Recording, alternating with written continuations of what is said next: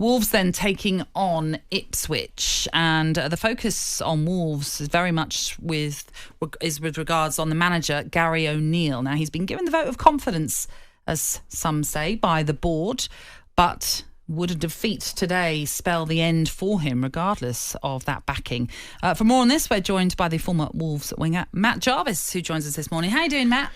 Hi, Matt. Good morning. Good morning. Oh, Matt, this is a tough game. As is mentioned already, both sides struggling, both sides desperate for a crucial 3 points that might see them get to within a point of safety. As a former Wolves player, how are you feeling about this one? Yes, very. I wouldn't say nervous, because I've seen them quite a bit recently. I was at the West Ham game, and I genuinely thought they played well. They're scoring goals as well, which is a huge plus, because when you're down there and you're struggling for points and you're not scoring goals, I think that's always a concern. So they are scoring goals, but they are conceding a lot. So it's one of them that the fans are. I think at that crossroads, they're really frustrated with the results. I think they can see the performances are a good standard, but that they are frustrated with the actual results. And then I think that's where the question marks come in. Matt, what did you make of Lamina? Because most people in the game found it quite strange, the Lamina reaction after the defeat. And his next port of call, Gary O'Neill, was to literally strip him of his captaincy, because obviously he felt he wasn't the man to be leading the team out.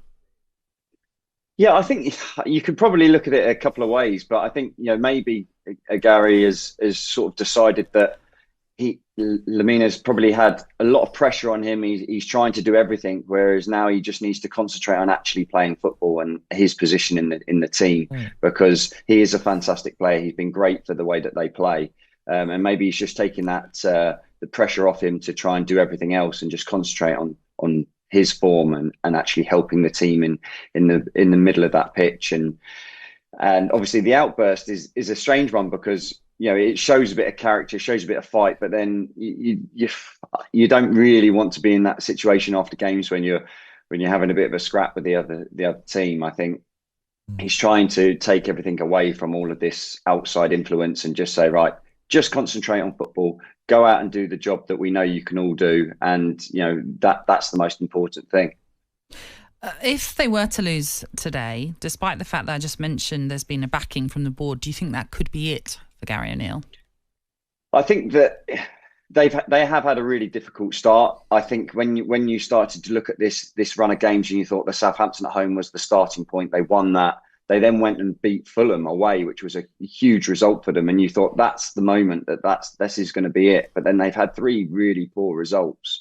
And it's sometimes really hard to change that mentality. But they have really good players. And it's just about keeping that back door closed, because they've conceded so many penalties this season. They've conceded so many goals. But as I mentioned earlier, they are scoring goals. So they have to just keep doing what they know that they can do. And I think the shape and the players that they have in that middle of the pitch, especially, and Cunha's he's the star player. So it's just being able to keep him on the ball and involved as much. But the pressure will be hugely on, because they've got Leicester next and then Man United. So this is a must-win game for them.